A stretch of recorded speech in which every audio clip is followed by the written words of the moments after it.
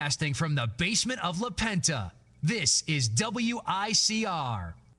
Hello, everyone. Welcome back to the Sports Vault. I'm your host with the most, Jersey Joe Archino, and it is a very exciting time to be back in the studio. Coming off of my 21st birthday yesterday, I could not be more excited to be here right now and to start off with what else but Barcelona clinching the La Liga title, basically winning their 23rd La Liga title in their storied franchise, and it was just phenomenal to watch. I mean, for me, being as big of a Lionel Messi fan as I was, it was just perfect for my birthday to see the goal that he scored and just them winning and clinching the title that day.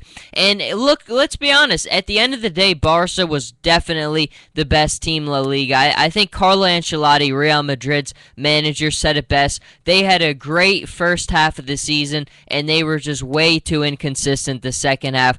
Way too many spurts. Now, there was a lot of good spurts, but there was a lot of bad with the good spurts. You give them credit with the 4-1 win yesterday, especially off of the big loss to Juve in the Champions League. But at the end of the day, since December, Barca was just the best club in La Liga. I think they had like a 13-match winning streak, and in that span, they really proved to everyone, I think, that they were by far the best club. And it wasn't just the way, it was the way that they were winning. They were winning games 6-1, 6-0. They had won 8-0 rout, I believe. I mean, it was just unbelievable how many dominating performances they had. And one of the things I think is they established by far that they have the best attacking trio in the world. Suarez, Neymar, and Messi. Obviously, Messi you're not even going to bother with because he's the best player in the world and there's no debate about it. But Suarez and Neymar definitely solidified that they are the legitimate best three players in the world. And I think Neymar, when he first came up to Barca, there was a little bit of growing pains, which happens a lot of times with Barca players, but when he got adjusted to the system in his second full year, he was magisterial, he was outstanding. I think 22 goals for him this year, a lot of timely goals for him as well. Suarez, the same thing. I think we all remember El Clasico Part 2, how big Suarez came up with the second goal. It was really the same story. He had a little bit of a tough adjustment, of course, with his ban from biting Chiellini in the World Cup. Then he made the adjustments, and he was outstanding. I mean, the trio for Barca was incredible all year, and it was a shame Suarez couldn't have been on the pitch for Barca the other day, but I think still a little bit of nagging hamstring with him, and they still were able to find the goal. Of course, a beautiful goal by Messi, and it really, I think that goal by Messi, which was just incredible, really sums up the season for Barcelona with how incredible it was. And it really, I mean, look, they have a chance to do the trifecta. They could be the Champions League, the champs of Europe. They could win Copa del Rey, and they've already been crowned the champions of La Liga. So they're going for the trifecta, and at the end of the day, I think they probably will be get the trifecta. I really don't think. I believe it's Atletico Bilbao. I don't think they'll present any challenge, really. I mean, in La Liga, there's really only three. I mean, look, you have like clubs like Deportivo, some other interesting ones, the Yellow Submarines, who put up a good fight always. But I think at the end of the day, Atletico Madrid, Real Madrid are really the only two ones in major competitions where major trophies are on the line that really are going to present that big of a challenge to Barca. So I do think they get Copa del Rey. I do think, of course, they will win the Champions League. Now I'll do another separate segment on that, breaking that one down, because we're in store for a phenomenal matchup. But I just think the way Barca has been, I think all year I've felt since about December, and I've done a lot of shows on this, that they are the best club in the world. I don't think that there's been any debate about it. The trio that they have, the amount of goals that they score, the form, and that's the biggest thing about Barcelona is the form. And when you watch them, it's almost picture perfect how everyone is in the best position at the best time.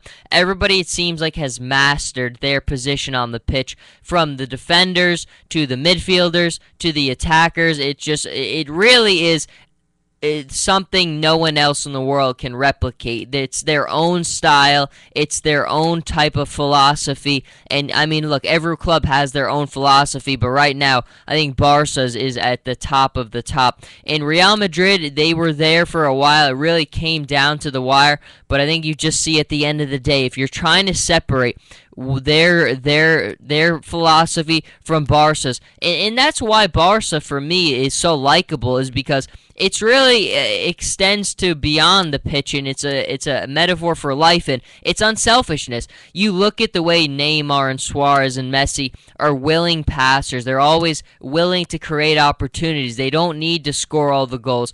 Everyone on Barcelona shares that philosophy, from Ivan Rakitic to Dani Alves. All those guys buy in to that philosophy of sharing the ball, creating opportunities, making the game easier for one another. And that's the biggest difference between Barcelona and Real Madrid, the two storied giants of world football, is the willingness to share. Now, I think Gareth Bale has gotten so much criticism, a lot of it rightfully so. I think a lot of it very rightfully so in the last Champions League loss to Juve. When you have Cristiano Ronaldo on your team, and he deserves a little criticism too, because there are some times where he's not a willing passer, but I do think that he is more of a willing passer than people give him credit for sometimes. But I do think there are times where he does need to be more of that willing passer and create chances. But Gareth Bale cannot be taking shots away from Cristiano Ronaldo. He's the second best player in the world. The drop between him and Messi, I mean, it's not that far at all. They are just at different levels than everyone else. They're two legends of the game. And I think for Gareth Bale to be taking shots away from him, it's just, you can't have it happen. They both want to be the superstars, and there's not enough room for that. There is room if you're willing to change your style, and I think that's something that we saw with Luis Suarez. He was willing to do what Barca needed him to do, and I don't think Gareth Bale has ever been willing to do whatever Real Madrid has wanted him to do. And if that's at the end of the day, that's the way that the teams are built. And I think Carlo Ancelotti, I think he's done a good job there. I do.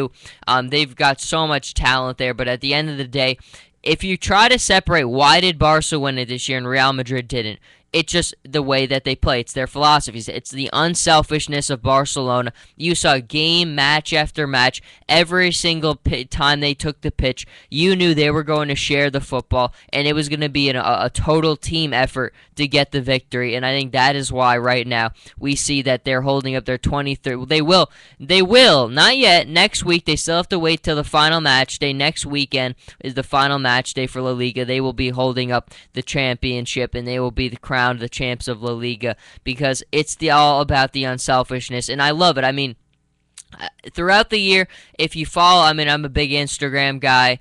Follow me at Jersey. I think it's Jersey Joe Archino, just straight something like that. I'll put a link somewhere. But I think if you go on Instagram and you look at Suarez, you look at Neymar, you look at Messi, and you look at all the posts that they make during the year, you just see how close of a relationship this is between the three guys. And again, it's when you're that unselfish on the pitch, and that's the way that you play. I think that's that really is a symbol of how you are off the pitch as well. Unselfish. You're all about friendships, building those kind of relationships, and that's something Barca certainly has for them.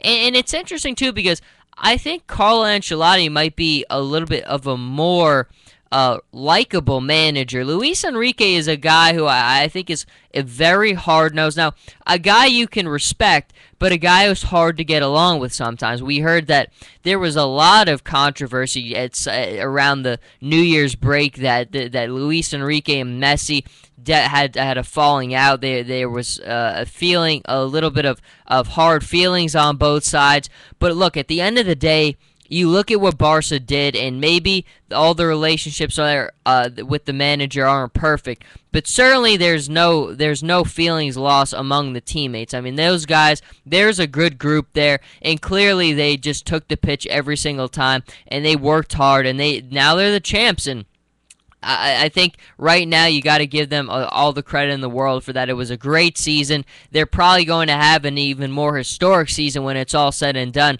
after Copa del Rey and the UEFA Champions League final. It's been phenomenal. It's been all Barca this year. and it's really been interesting to watch. I mean, really, the beginning of the season, they had that tough stretch, and Luis Enrique said that, where sometimes teams, they go through that, and everyone does. And really, it's just timing. It's all about the timing, and Barca had the timing down. They got the growing pains out of the way early, really only a little hiccup here and there after that, but for the most part, in the Champions League, they've had a dominant form the entire time. They have just been the best club in world football, and I think at the end of the day, when we look at it, it's going to be, and it's going to show with all the accolades that they rack up.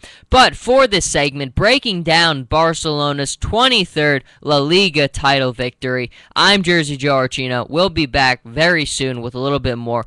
Definitely want to get into the breakdown of the Champions League final. I think Juve, Barca, I couldn't be more excited. Italy, the pride of Italy, going up against Messi. Can't get much better as a fan, and especially for myself. But don't go anywhere. I'll be right back.